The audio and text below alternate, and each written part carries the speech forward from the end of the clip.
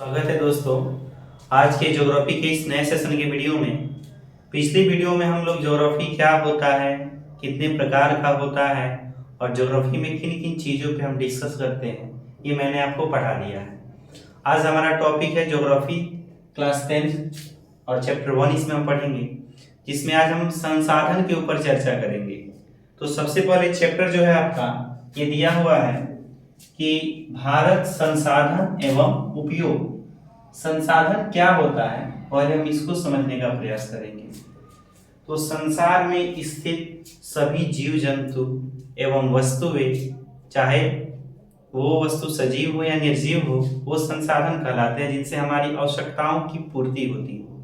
जैसे हमारे लिए संसाधन के तौर पे पवन ऊर्जा है, वायु है, मोबाइल है, इन सभी चीज़ों से हमारी आवश्यकताओं की पूर्ति होती है।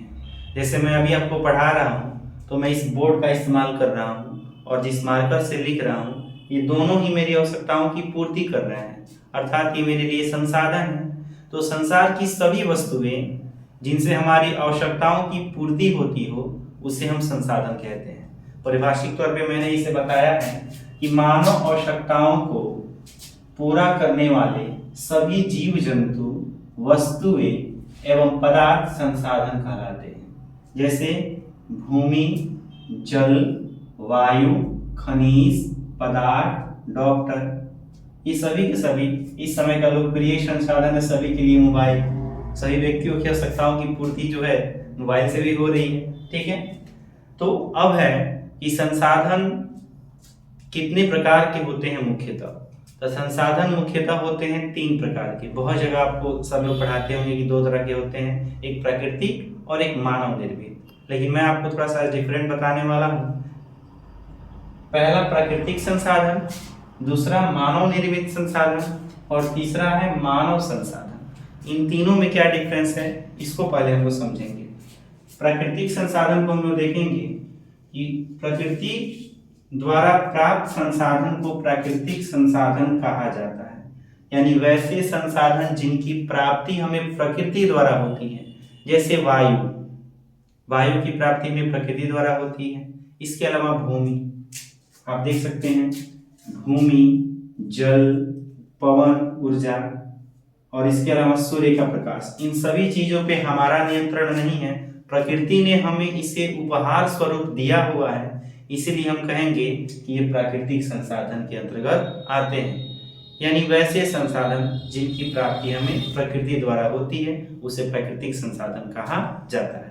दूसरा है मानव निर्मित संसाधन।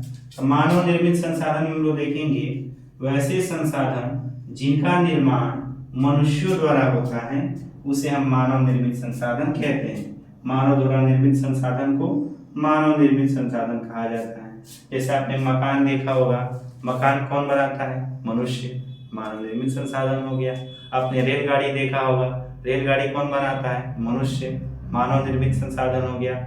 आप जो मोबाइल का इस्तेमाल करते हैं, इसे भी इंजीनियर बनाते हैं, वो भी हमारे लिए क्या हो गया? मानव निर्मित संसाधन हो गया। जैसे में आप देख सकते हैं कि मकान, भवन, सड़क, पुल, मोबाइल इत्यादि, ये सभी के सभी मानव निर्मित संसाधन कहलाते हैं। Is that clear? अब हम लोग देखते हैं मानव संसाधन क्या है। ये थोड़ा सा आपको डिफरेंट मिला है आपके बुक से भी, कि मनुष्य जो है ये स्वयं एक संसाधन के रूप में कार्य करता है।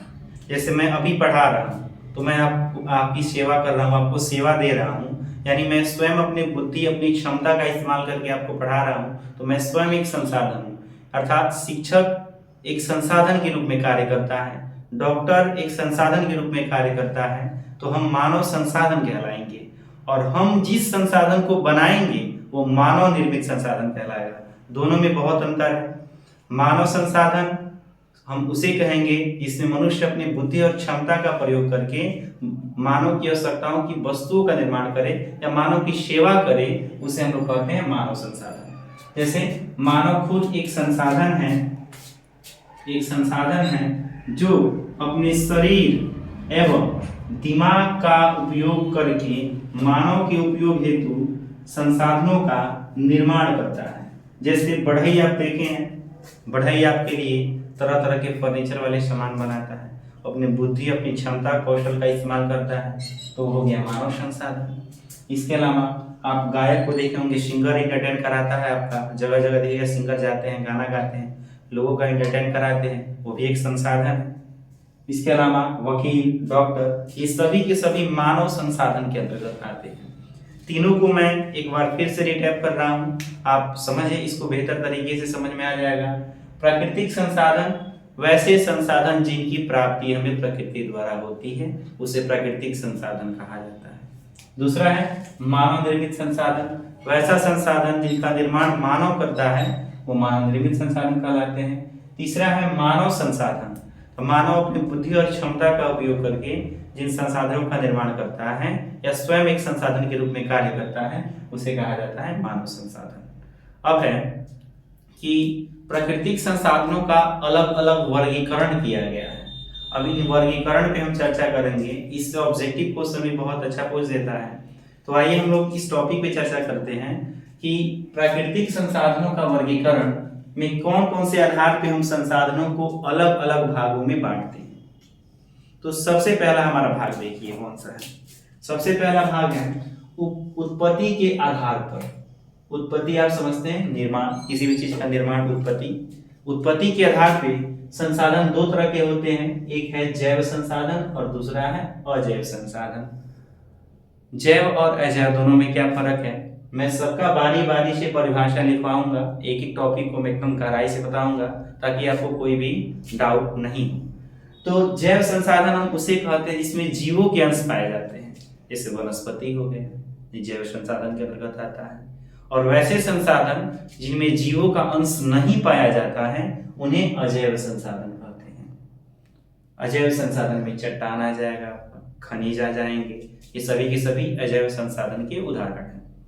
तो जिसमें जीव का अंश पाया जाएगा उसे हम जैव संसाधन कहेंगे, जिसमें जीव का अंश नहीं पाया जाएगा उसे अजैव संसाधन कहेंगे। इसमें क्या होता है, इसमें जीवों के अंश पाए जाते हैं, जीवों के अंश पाए जाते हैं। वही इसका ऑपोजिट होता है, इसमें जीवों के अंश नहीं पाए जाते हैं। तो वैसा संसाधन जिसमें जीवों के अंश पाए जाए, जैव जिसमें अंश नहीं पाया जाए, अजैव। ये उत्पत्ति के आधार पे था। ऑब्जेक्टिव टाइप में पूछ देगा कि उत्पत्ति के आधार पे संसाधन कितने प्रकार के होते हैं, तो दो प्रकार के होते हैं, आपने भी समझा। अब है उपयोगिता के आधार पर। उपयोगिता मतलब इस्तेमाल करते हैं। उपयोगिता के आधार पर भी संसाधन दो तरह के होते हैं। पहला हमारा है नवीकरणीय संसाधन और दूसरा है अनवीकरणीय संसाधन। बहुत फेमस सब्जेक्टिव बनता है नवीकरणीय और अनवीकरणीय संसाधन से। जैसे नवीकरणीय संसाधन का मतलब होता है कि वैसे संसाधन जिनकी प्राप्ति हम बार बार कर सके, जिनका प्रयोग हम बार बार कर सके, ये कभी खत्म नहीं हो, वैसे संसाधन को कहा जाता है नवीकरणीय संसाधन। जैसे आप हवा, कितना भी बड़ा मुंह खोल के ऑक्सीजन लीजिए, कोई भी गैस लीजिए, वो खत्म होने वाला है? नहीं होने वाला है। आप पानी कितना पी जाइए, वो खत्म होने वाला है? नहीं होने वाला है। तो वैसे संसाधन हम लोग कहते हैं नवीकरणीय संसाधन। ठीक है। दूसरा हमारा है अनवीकरणीय संसाधन। वैसे संसाधन जिनकी प्राप्ति की प्रक्रिया बहुत लंबी होती है, जिन्हें प्राप्त करने में लाखों करोड़ों वर्ष लग जाते हैं, जिनको प्राप्त करने की संभावनाएं बहुत कम रहती है, वैसे संसाधन को अनवीकरणीय संसाधन कहा जाता है। जैसे इसमें आपको आ जाएगा कोयला, कोयला, पेट्रोलियम। ये क्वेश्चन बहुत बार पूछा है कि कोयला किस प्रकार का संसाधन है? अनवीकरणीय। कोयला किस प्रकार का संसाधन है? अनवीकरणीय। तो वैसे संसाधन जिनकी प्राप्ति पुनः की जा सकती है, जो जल्दी खत्म नहीं होंगे, उसे नवीकरणीय संसाधन कहते हैं। और वैसे संसाधन जो जल्दी खत्म हो जाते हैं, जिनकी प्राप्ति की प्रक्रिया बहुत लंबी होती है, उसमें लाखों करोड़ों वर्ष लग जाते हैं, उसे हम कहते हैं अनवीकरणीय संसाधन। आई होप आप यहाँ तक समझ गए होंगे।